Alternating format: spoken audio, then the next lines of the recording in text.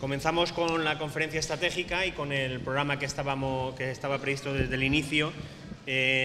Deciros que esta sala va a acoger esta conferencia inaugural, dado que las expectativas se han superado con creces, y he de agradeceros que de esta manera, y actualmente somos 210 los inscritos en estas jornadas. Entonces, nos ha llevado a este fabuloso Paraninfo para escuchar la conferencia inaugural de Koldun Z. Voy a presentaros a Koldun, que me da un poco de vergüenza presentarlo porque es de sobra conocido y además querido por todos nosotros. Y tengo que agradecerle que desde el minuto cero que le mandé el correo para invitarlo, me dijo que sí, que quería venir y que quería contribuir. A él y a todos los ponentes. Tengo que deciros que a todos los ponentes que hemos invitado, desde el minuto cero han dicho que querían estar aquí, por lo cual tengo que agradecérselo. Koldun Z es catedrático de Economía Aplicada de la Universidad del País Vasco. Se encuentra vinculado a la cooperación al desarrollo desde principios de los años 80.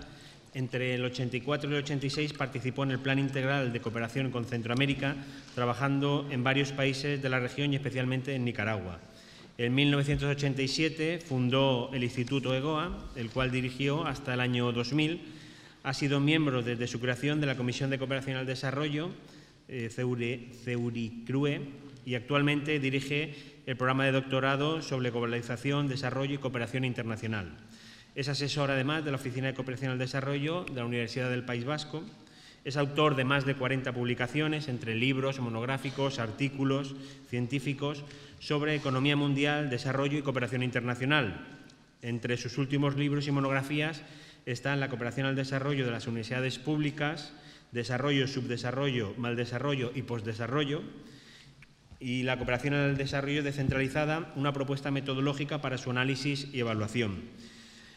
Vuelvo al principio, reiterarle las gracias a Koldo y invitarles a ustedes a disfrutar de esta magnífica conferencia que ahora mismo ya va a pronunciar Koldo, que creo que es el que todos estamos esperando que hable y que yo me calle. Moltes gracias, Federico. Buen día. Para mí es una auténtica satisfacción estar hoy aquí. La verdad es que las últimas veces que estuve aquí en Valencia fue en un contexto muy diferente, en un contexto difícil para la cooperación al desarrollo, y hoy es la propia Generalitat la que de alguna manera asume el reto de impulsar y reflexionar de manera estratégica sobre la cooperación, lo cual a mí me parece sumamente importante. Por ello, quiero dar las gracias muy especialmente a Federico Buñol, pero también a todos los que han organizado esta conferencia, y a la Generalitat por darme la oportunidad de compartir estas reflexiones con todos vosotros. Yo había preparado una presentación con algunos esquemas, con algunos gráficos y datos, con algunos extractos de declaraciones que pueden ser útiles para comprender lo que está pasando, pero de alguna forma facilitar así el poder seguir el hilo de los temas que voy a tratar. Lo que pasa es que como ha habido tanto interés en esta conferencia estratégica y tanta gente, y ha sido necesario cambiar el local y venir a este magnífico Paraninfo, pues me he visto privado de utilizar el PowerPoint y, por lo tanto, la exposición será solamente oral. Entonces, como sé que no es nada cómodo seguir las exposiciones excesivamente largas sin otro apoyo que la propia palabra, pues trataré de no extenderme demasiado. Bien, evidentemente es fundamental y es muy relevante la reflexión estratégica sobre la cooperación al desarrollo en el mundo actual, ¿no? Yo creo que cada vez todo el mundo tiene más conciencia de la crisis de identidad por la que atraviesa en estos momentos la cooperación al desarrollo y la necesidad de pensar, de repensar qué queremos hacer y cómo queremos hacerlo, ¿no? Durante mucho tiempo se ha pensado que el problema de la crisis de identidad o de la crisis de la cooperación era la disminución de la financiación, el alejamiento del famoso 0,7%, el hecho de que los servicios de cooperación de algunas comunidades autónomas quedaran reducidos a la mínima expresión o se cerraran. Y ciertamente eso era un problema y eso ha constituido un serio problema. Sobre todo ha sido, en mi modo de ver, un mensaje desastroso para la sociedad. Un mensaje desastroso porque al disminuir o cerrar los servicios de cooperación o disminuir drásticamente los presupuestos, de alguna forma se venía a emitir un mensaje de que los problemas de otros no importan, son secundarios, no tenemos dinero para ocuparnos de ellos, como si los problemas del mundo y los problemas y nuestros problemas propios fueran asuntos totalmente diferentes y fueran asuntos desconectados entre sí, ¿no? Pero, sin embargo, y pese a lo negativo que han sido los drásticos recortes en materia de financiación, en los presupuestos para cooperación, la verdad es que a la hora de encarar el futuro de la cooperación al desarrollo, creo que tenemos que partir de una visión más amplia en la que, sin duda, el dinero es importante, pero hay cosas que pueden ser igualmente importantes o más importantes. Si observamos un poco los debates sobre la cooperación que se han dado en el mundo en los últimos años, en realidad a lo largo de las 2 últimas décadas, pero especialmente en los últimos 4 o 5 años, descubriremos enseguida que, además de los debates de la financiación, además de los temas de la asignación presupuestaria, hay temas muy relevantes a los cuales, de alguna forma, es preciso prestar la debida atención a la hora de reflexionar sobre el futuro de la cooperación. Hay muchas preguntas que están sobre la mesa, ¿no?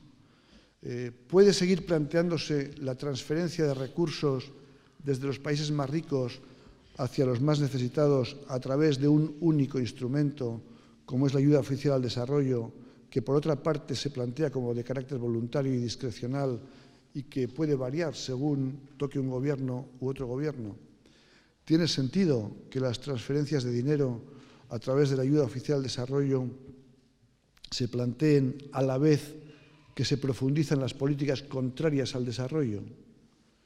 ¿Tiene sentido promover políticas comerciales injustas, fomentar la venta de armas para perpetuar conflictos o auspiciar que las empresas transnacionales no paguen sus impuestos en los países donde obtienen sus ganancias, mientras con la otra mano se habla de ayuda para fomentar ese mismo desarrollo que se está negando o que se está dificultando a través de otras políticas? ¿Tiene sentido destinar muchos millones a la lucha contra el SIDA y al mismo tiempo apoyar la prohibición de fabricar algunos medicamentos genéricos básicos para combatir esa enfermedad en determinados países? ¿Tiene sentido, en definitiva, querer ser bombero y pirómano al mismo tiempo? ¿Se puede o es efectivo seguir planteando la lucha contra la pobreza en el mundo sin atender a las causas que generan pobreza, que generan privación y que generan marginación? ¿Tiene sentido hablar de desarrollo y cooperación mientras se promueven políticas económicas que generan un modelo cada vez más excluyente y cada vez más insostenible? ¿Se puede abordar la lucha contra la pobreza al margen de otros objetivos como la desigualdad, como de alguna forma hacían los objetivos del milenio? ¿Podemos seguir considerando que los problemas internos que sufrimos entre nosotros, que tenéis aquí en el País Valencià o que se plantean en el resto de España o en Europa, no tienen nada que ver con los problemas del resto del mundo y pueden ser tratados o abordados por separado? ¿Pueden plantearse las políticas de desarrollo internas al margen de las políticas y los retos globales del desarrollo? La lista es interminable de preguntas y de cuestionamientos. Estas son solo algunas de las cuestiones que se vienen planteando en los últimos años, que se vienen discutiendo, sobre las que se viene reflexionando, sobre las que se viene escribiendo y que han dado lugar a numerosos debates, tanto en el plano social como en el plano académico o incluso en el ámbito político, ¿no? Y es en este contexto de dudas, en este contexto de incertidumbres, en el que me gustaría hablar del horizonte 2030, de los objetivos de desarrollo sostenible, de la nueva agenda de desarrollo y en qué medida ello nos puede arrojar algo de luz sobre por dónde dar pasos para impulsar una cooperación más profunda, más eficaz, más arraigada y con mayor impacto social, ¿no? Estos debates que, como he dicho, se han llevado a cabo en los últimos 15 o 20 años y que ya han tomado mucha más concreción en los últimos 4 o 5, han girado en torno a 2 grandes cuestiones. Por un lado, están los debates que ha habido sobre la financiación del desarrollo y sobre la reforma del sistema de ayuda. Y por otra parte están los debates que se han planteado en torno a lo que se ha llamado la agenda del desarrollo o los objetivos del desarrollo. Bueno, la primera de estas dos cuestiones, la relacionada con la financiación del desarrollo y con la reforma del sistema de ayuda, ha ocupado gran parte de las cumbres sobre la cooperación que se han venido celebrando desde el año 2000. Como han sido temas muy tratados, muy conocidos, no me voy a detener hoy en ellos. Basta con recordar que desde la cumbre del milenio, en el año 2000, se han celebrado las reuniones y cumbres sobre la financiación del desarrollo, Monterrey en 2002, Doha en 2008, Addis Abeba ahora mismo, en julio de este mismo año. Por otra parte, se han celebrado las cumbres de Roma, de Marrakech, de París, de Accra, de Busan o de México sobre la efectividad de la ayuda y del sistema de ayuda. Y en todas estas reuniones se ha ido poniendo de manifiesto que el sistema de ayuda, concebido ya hace más de 60 años, pues no está siendo eficaz, no estaba siendo eficaz y no responde a las necesidades del mundo actual. Y en todas estas reuniones se han discutido muchas cuestiones sobre cómo encarar la reforma del sistema de cooperación, cómo encarar el papel de los nuevos donantes, cómo encarar el papel de la cooperación sur-sur, cómo encarar el papel de las organizaciones de la sociedad civil, cómo encarar el papel del sector privado y en la financiación del desarrollo, cómo abordar los problemas de la calidad, de la eficacia y de la transparencia de la ayuda, entre otros muchos asuntos.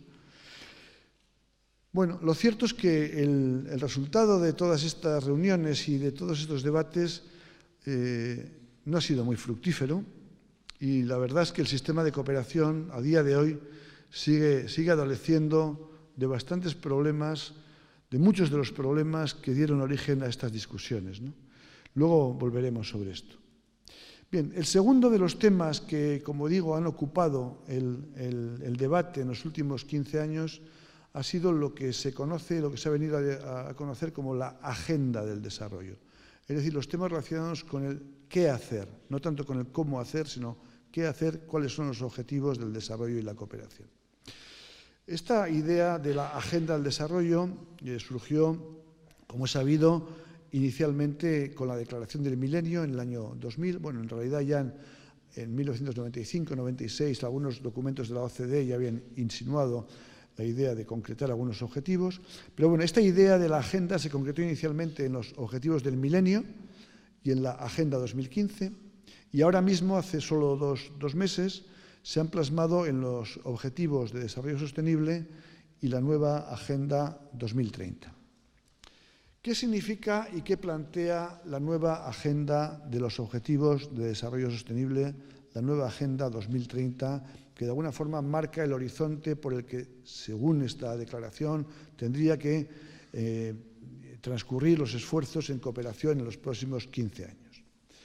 Bien, señalaré en primer lugar que la Agenda 2030 es el resultado de dos líneas de fuerza que han acabado por confluir en los Objetivos de Desarrollo Sostenible. Por un lado, es el resultado de la revisión de la anterior agenda, de la revisión de los objetivos del milenio y la conciencia generalizada que había ido ya fraguándose de que era necesario un enfoque más amplio, mucho más ambicioso que el anterior y una visión de la lucha contra la pobreza vinculada al resto de los problemas del mundo actual y no tanto una visión de la lucha contra la pobreza más aislada como la que de alguna forma estaba presente en los ODM, ¿no? Y por otro lado, esta convergencia de dos tendencias ha tenido que ver también con la otra tendencia que se deriva de los problemas de la sostenibilidad, que se deriva de la urgencia absoluta de actuar contra el aceleradísimo deterioro del planeta que amenaza gravemente el futuro de la vida humana. La semana pasada ya la OCDE hablaba de que entramos en territorio desconocido, que no sabemos lo que puede ocurrir y que, como digo, amenaza el futuro de la vida humana, al menos la vida humana en las condiciones en las que hasta ahora la habíamos conocido, ¿no? Las conclusiones de Río +20 y todo ello también ha sido el segundo pilar que ha empujado en esta confluencia hacia la Declaración 2030 de los Objetivos de Desarrollo Sostenible. Bien, este es el origen de la Agenda 2030 y de los Objetivos de Desarrollo Sostenible. Ahora, ¿qué plantea exactamente la nueva agenda? La verdad es que sería imposible resumir aquí todo su contenido. Estamos hablando de una agenda y de una declaración que contiene 17 objetivos y 169 metas, pero sí me interesa resumir o plantear aquí algunos asuntos especialmente relevantes para el tema que hoy nos ocupa. En primer lugar, quiero resaltar que la nueva agenda y la nueva declaración, aprobada en Nueva York hace 2 meses, plantea una visión de la lucha contra la pobreza más amplia, más ambiciosa, más poliédrica y más realista de lo que la planteaban los objetivos del milenio. En segundo lugar, como es bien sabido, la nueva agenda plantea una atención muy especial a los problemas de la sostenibilidad que ocupan varios de los 17 objetivos. En tercer lugar, la agenda considera la cuestión de la desigualdad como cuestión importante, cosa que no estaba presente con anterioridad, y que de alguna forma introduce nuevas perspectivas y nuevas obligaciones para todos los países. Y señala la desigualdad como un factor de incidencia en la pobreza, de incidencia en la ruptura de la cohesión social, de incidencia en la tensión y en la violencia. En cuarto lugar, la nueva agenda da una dimensión, sube el listón en la consideración de los problemas relacionados con la equidad de género. Subraya con mucha más fuerza los problemas relacionados con la dimensión de género, a pesar de las dificultades que ha habido, a pesar de la oposición que ha habido de algunos países africanos, de algunos países como Nigeria o de algunos países de Oriente Medio, como Emiratos Árabes y otros, a considerar esta cuestión con la relevancia que finalmente ha adquirido. La agenda también introduce una perspectiva sobre la importancia de los derechos humanos, que es importante y que resalta que la justicia y el respeto a los derechos humanos es una dimensión fundamental de la solución de los problemas del desarrollo. La agenda subraya también, en sexto lugar, bueno, subraya muchas cosas, pero de las cosas que yo quiero subrayar aquí, la importancia de los problemas del mundo urbano, en el sentido de que es en el mundo urbano donde se concentran la mayor parte de las tensiones sociales, de las tensiones de desarrollo, de las tensiones medioambientales, de los problemas de violencia, de los problemas de injusticia y la necesidad de fijarse objetivos específicamente en ese ámbito. Y otra cuestión, no quiero extenderme más, pero que a mí me parece muy, muy importante de la nueva agenda, es el reconocimiento que en ella se hace de la inviabilidad del modelo actual, de la necesidad de reformar en profundidad un modelo que se dice que no es viable desde el punto de vista social, ni lo es desde el punto de vista ecológico. Esta es la primera vez que yo leo en una declaración como esta una referencia estricta a la inviabilidad del modelo, ¿no? Veremos qué alcance tiene, pero por lo menos ahí está. Bueno, ¿qué queda por ver? Pues queda por ver casi todo. Y queda por ver, sobre todo, en qué se van a concretar las metas, las 169 metas, y en qué se van a concretar los indicadores. Esto es algo sobre los que ahora se está trabajando. Posteriormente se supone que van a discutirse unos indicadores en una reunión en París en marzo de 2016. A partir de ahí, cada país tendrá que hacer su propia lectura de esos indicadores globales y adaptarlo a su propia realidad. Y yo creo que será probablemente ahí en donde podrá verse el alcance real de la nueva propuesta y ahí podremos ver hasta dónde están realmente dispuestos a llegar unos y otros, ¿no? Bueno, ¿qué implicaciones tiene todo esto para la cooperación al desarrollo? ¿Qué repercusiones estratégicas tiene todo ello para una cooperación como puede ser la cooperación valenciana o la cooperación descentralizada? ¿Por qué es importante debatir sobre estas cuestiones en foros como este en el que nos encontramos esta mañana? Bien, yo creo que hay que decir en primer lugar que la nueva Agenda 2030 representa una nueva lectura sobre los problemas del desarrollo. Bueno, en realidad, sí es verdad que hay que reconocer que a lo mejor no es tan nueva, puesto que se trata de temas sobre los que se viene discutiendo desde hace tiempo, específicamente en el ámbito académico, también en el ámbito social, de algunas ONGs, pero el hecho de que haya sido sancionado por la Asamblea General de Naciones Unidas, el hecho de que haya adquirido este pedigrí, este reconocimiento como declaración universal, pues la verdad es que da a esta lectura sobre los problemas del desarrollo un valor diferente, ¿no? Ya no son solo diagnósticos y propuestas hechas por académicos o por organizaciones sociales, ¿no? Ahora también tienen esta nueva dimensión y, por lo tanto, pues puede tener un especial interés y una especial trascendencia. Veremos. Bien, vuelvo a la pregunta que hacía. ¿Cuáles son las implicaciones más importantes que todo esto tiene para el futuro de la cooperación? ¿En qué medida esta nueva agenda puede darnos pistas, puede arrojarnos luz para transitar por el camino un tanto oscuro en el que ahora nos hemos movido en la cooperación en los últimos años? ¿En qué medida nos puede dar algunas luces para salir del atolladero en el que de alguna forma nos encontramos? Bueno, pues voy a resaltar algunas cuestiones relacionadas con la nueva agenda que a mi modo de ver son especialmente relevantes y que nos pueden hacer pensar. En primer lugar, hay que decir que nos encontramos ante una agenda universal. Y esto es una auténtica novedad, ¿no? Esto quiere decir que esta agenda de desarrollo, estos objetivos de desarrollo sostenible, comprometen, en principio, a todos los países del mundo. La declaración contempla un principio que llama principio de responsabilidades compartidas, aunque diferenciadas, que quiere decir que todos los países del mundo están concernidos por lo que aquí se dice, si bien, evidentemente, los problemas de desarrollo no son los mismos ni tienen el mismo alcance en unos que en otros. Quiere decir esto que ya no hay países que tienen que hacer sus deberes y otros que solamente tienen que ayudar a esos aportándoles ayuda. No, ahora todos los países tienen que hacer en uno u otro campo sus deberes. Como se ha señalado, los objetivos del milenio, los anteriores, estaban formulados pensando en los países pobres y pensando en las agencias de desarrollo, pensando en los problemas de la pobreza extrema, en los países que asolaban a los llamados países del sur y en cómo las agencias de desarrollo y los países donantes podían ayudar a esos países a de alguna forma transitar el camino y cumplir con esas metas de los objetivos del milenio. Sin embargo, los ODS obligan a todos los países del mundo a realizar esfuerzos y a cumplir metas. Y en ese sentido, la dimensión global o universal de la agenda pone de manifiesto una cuestión, a mi modo de ver, importante. Y pone de manifiesto que el marco tradicional de análisis norte-sur, el marco interpretativo norte-sur, con el que se ha venido trabajando hasta ahora a la hora de analizar la cooperación, pues ya no tiene no nos sirve para explicar los problemas del mundo y ya no nos sirve como antes para explicar la dimensión global o la totalidad de los problemas del desarrollo.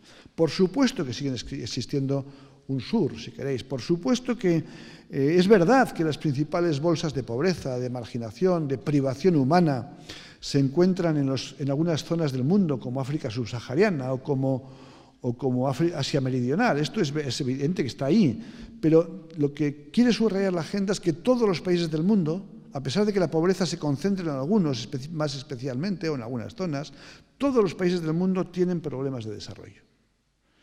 Por una parte, la pobreza relativa o la desigualdad constituyen elementos a tener en cuenta en las nuevas metas establecidas. Y países como el nuestro tienen enormes problemas de desigualdad. Y muchos países de Europa tienen enormes problemas de desigualdad y de pobreza relativa. Los objetivos del milenio se centraban en la pobreza absoluta. Es decir, cuánta gente vive con menos de $1.25 al día.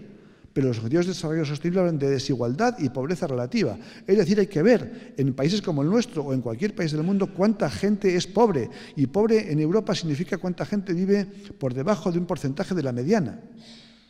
Luego, por lo tanto, es una cuestión que concierne al conjunto de los países del mundo.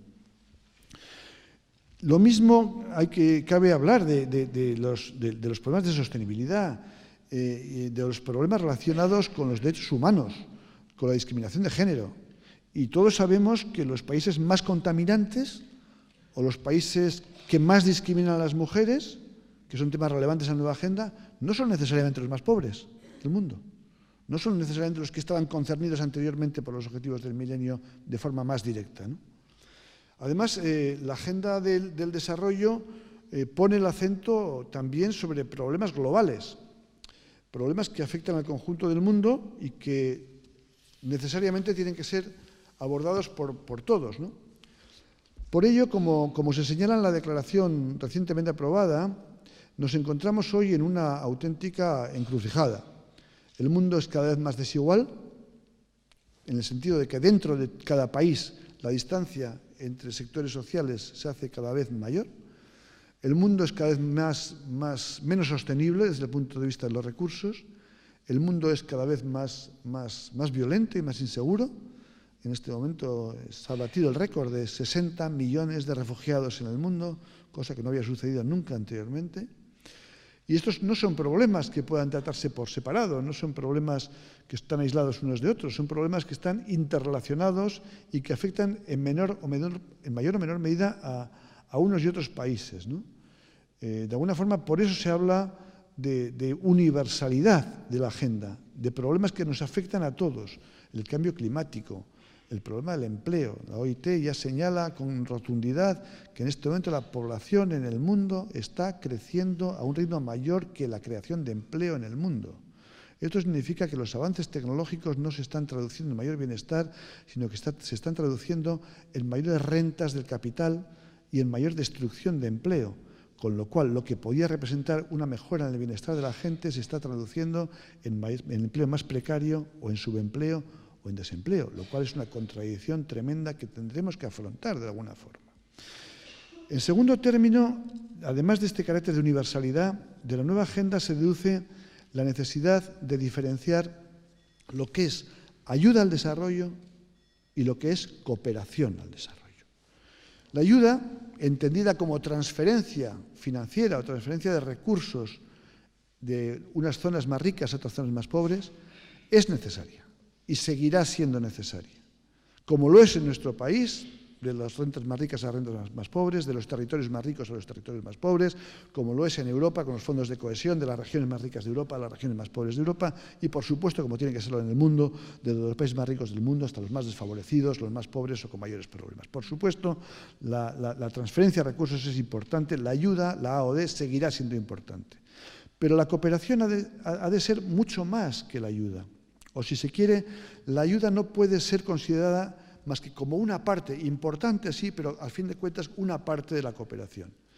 Bueno, esto afecta a lo que ya se ha mencionado anteriormente sobre la coherencia de políticas, sobre la necesidad de cooperar en todos los campos, en el campo comercial, financiero, en el campo de la migración, en el campo de la lucha contra el cambio climático, en la defensa de los derechos humanos, en la venta de armas, es decir, en no, por un lado, impulsar la ayuda al desarrollo y por otro, hacer políticas contrarias al desarrollo, ¿no?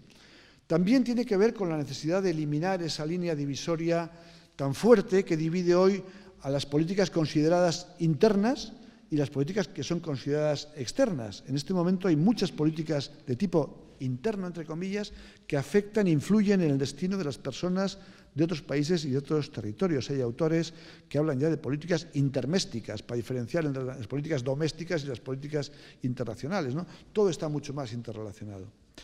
Y además la nueva Agenda 2030, los Objetivos de Desarrollo Sostenible, obligan también a considerar, a evaluar muchas políticas que hasta ahora eran consideradas internas.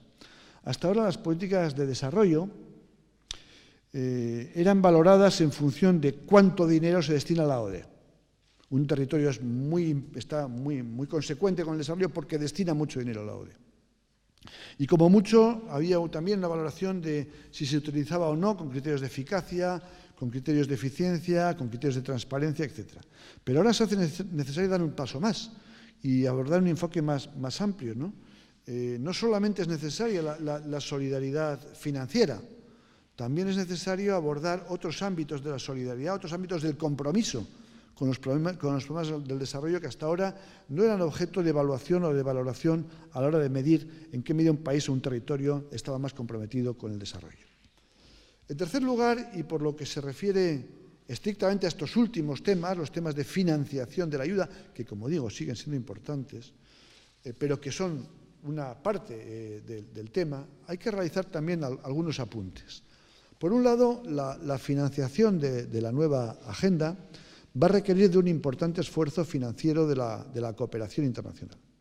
Al margen de lo que cada país pueda hacer o pueda invertir para cumplir con las metas establecidas en los Objetivos de Desarrollo Sostenible, La OCDE ha estimado en unos 2,5 billones con B de dólares al año la cantidad necesaria para afrontar los retos en presencia, y eso supone una cantidad unas 20 veces mayor que lo que actualmente suma toda la ayuda oficial al desarrollo al año, ¿no? Es evidente que una parte de ese esfuerzo deberá orientarse a afrontar retos globales, por ejemplo, financiar la lucha contra el cambio climático, otro tipo de cuestiones, ¿no? Pero otra parte deberán ser también transferencias desde los países ricos hacia los más pobres, en el sentido de lo que tradicionalmente se llama AOD también, ¿no?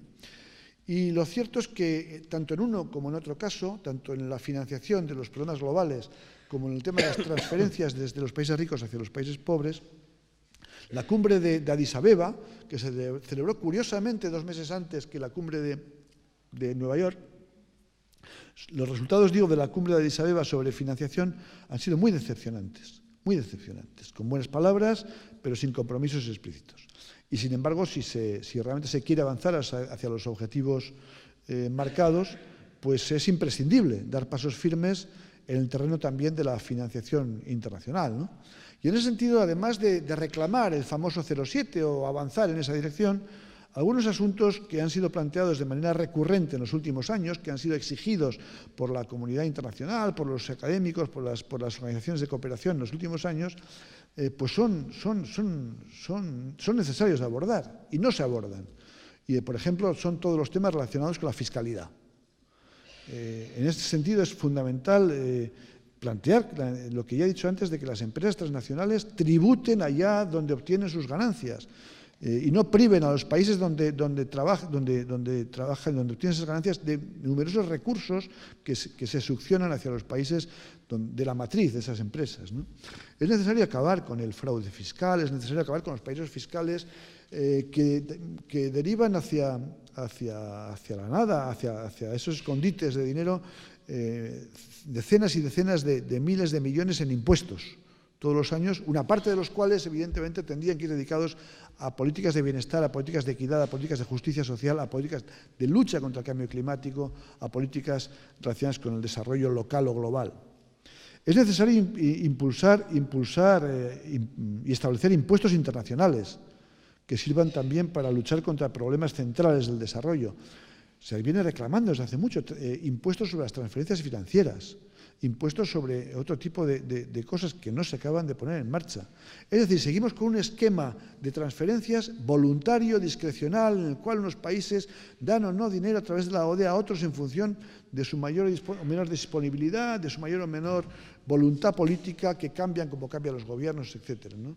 Ni siquiera se ha podido llegar a acuerdos firmes sobre el tema de las remesas. En los acuerdos firmados en Addis Abeba o en Nueva York se habla de llegar al 2030, en fin, de conseguir que para el 2030 los bancos no pasen, no recuerdo si es el 3 o el 5% de comisiones que cobran a los emigrantes por mandar a sus países de origen el dinero que ganan con su sudor, ¿no? Para el 2030. Y fijaros que en este momento la cantidad que los bancos obtienen de esa penalización a las remesas asciende la cantidad la que los bancos se quedan, a más de 40.000 millones de dólares año, que es una cantidad que equivale a la 6ª parte de la ayuda total al desarrollo. Y como sabéis, para muchos países del mundo, lo que mandan sus emigrantes en forma de remesas es 5, 10 y hasta 20 veces más que lo que reciben por ayuda al desarrollo. Y es la cantidad global de lo que los inmigrantes envían a sus países, es una cantidad que supera, que casi dobla a lo que es la ayuda al desarrollo en el mundo, ¿no? Es una fuente de financiación fundamental. Pues ni siquiera en ese sentido ha habido una posibilidad de un acuerdo medianamente justo, ¿no? En todo caso, es importante resaltar con esa idea de que la financiación internacional es algo que se mueve dentro de lo discrecional, voluntario y que está exento de controles u obligaciones. Y finalmente, en cuarto lugar, es preciso resaltar que la nueva agenda compromete a todo tipo de administraciones, compromete a todo tipo de entidades y organizaciones sociales en todos los niveles. Y esto, a su vez, tiene diversas implicaciones. Por un lado, esto quiere decir que los problemas del desarrollo, como decía antes, ya no son solo responsabilidad de los Estados, ni son solo responsabilidad de las agencias internacionales, del PNUD, de ACNUR, del Banco Mundial o del Banco Africano de Desarrollo, o de las ONGs, como entidades especializadas de la sociedad civil en estas cuestiones del desarrollo. Gran parte de los 17 objetivos señalados en la nueva agenda conciernen a muy diversas entidades y conciernen a muy diversas organizaciones. Conciernen, por supuesto, a los gobiernos centrales, pero también conciernen a los gobiernos regionales, a los ayuntamientos, a las universidades y a un gran número de organizaciones sociales de todo tipo, de derechos humanos, de lucha por la equidad de género, de relaciones con el medio ambiente, con la lucha por el empleo digno y con muchas otras. Luchar contra la desigualdad, luchar por la creación de empleo digno, como acabo de decir, luchar por evitar la destrucción de los recursos naturales, luchar en defensa de los derechos humanos, luchar por la equidad de género, son asuntos que van mucho más allá del ámbito de actuación tradicional de las ONGs.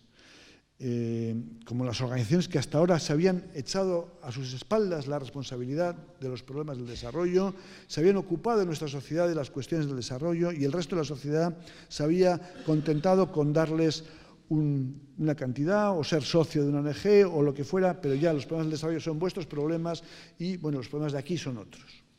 Bueno, pues esta visión obliga a reconsiderar el papel de los nuevos actores, de todos los actores en la nueva estrategia y a tratar de movilizar en favor del desarrollo el mayor número de recursos sociales, el mayor número de actores, el mayor número de organizaciones en cada país y en cada territorio. Y todo este análisis, todo esto obliga al mismo tiempo a trasladar a la sociedad, a trasladar al conjunto de la sociedad un sentido de la responsabilidad mucho mayor. La idea de una responsabilidad sobre el futuro que nos concierne a todos, evitando esa simplificación, esa diferenciación entre los problemas de unos y los problemas de otros, entre nuestros problemas, los de aquí, y los problemas de otros, los de allá, o los problemas globales.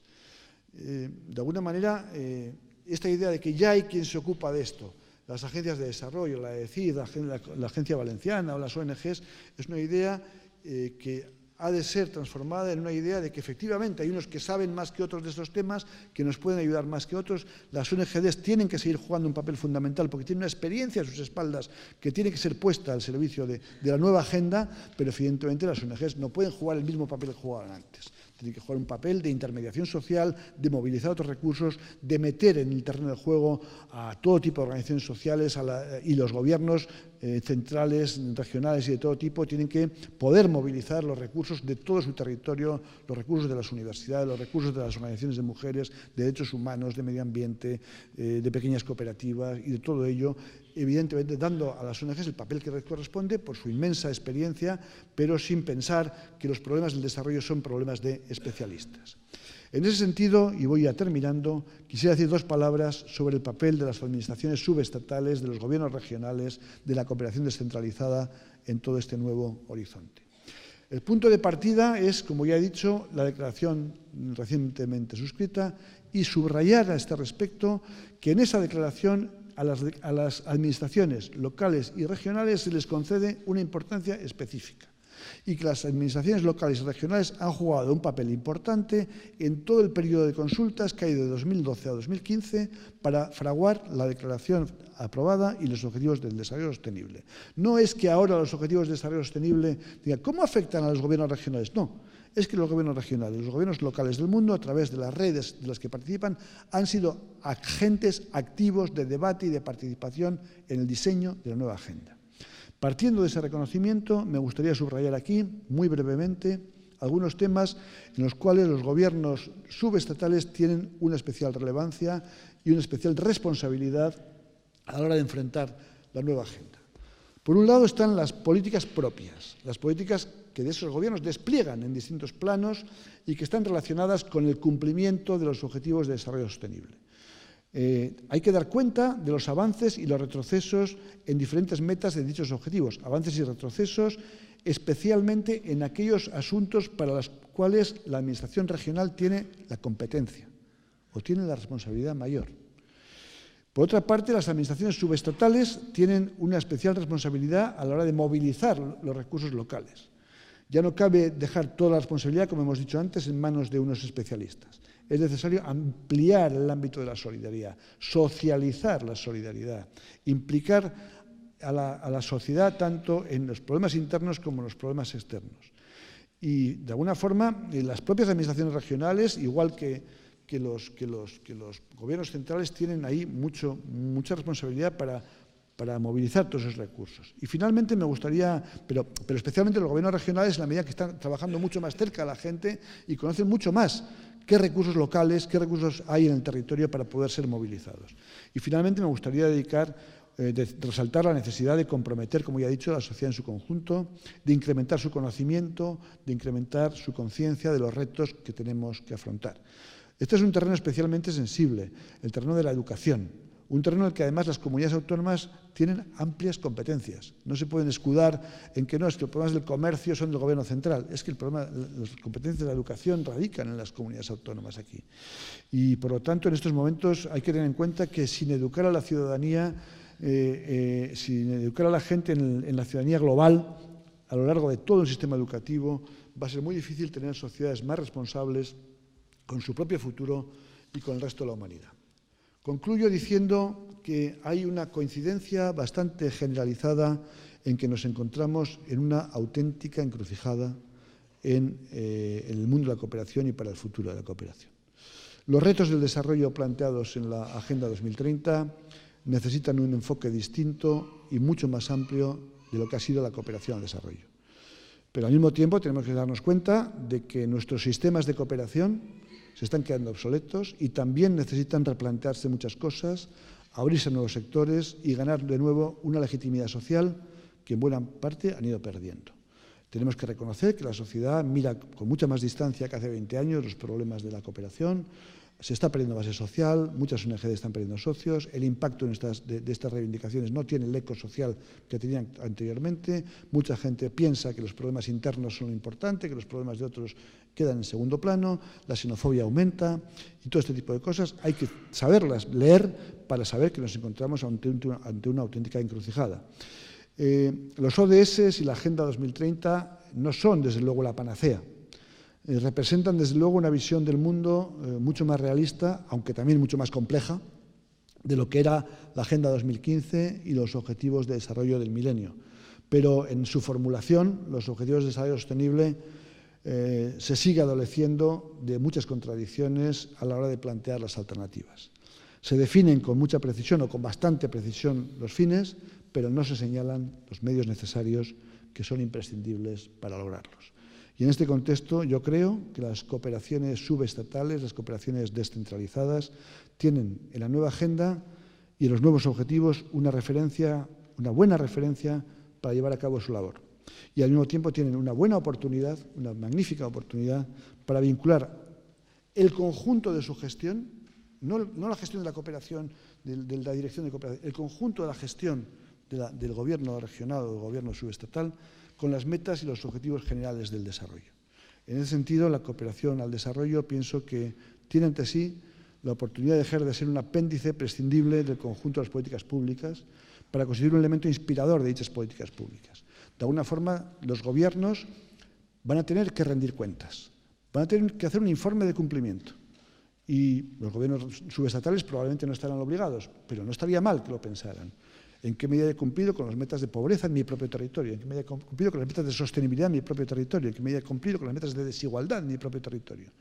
En definitiva, hay una oportunidad para que las políticas de cooperación dejen de ser un apéndice y constituyan un elemento inspirador del conjunto de las políticas, ¿no? Y también yo creo que puede ser al mismo tiempo un elemento movilizador y dinamizador de la sociedad y del conjunto de las organizaciones de la sociedad para caminar hacia un mundo más equitativo, más justo y más sostenible. Moltes gràcies.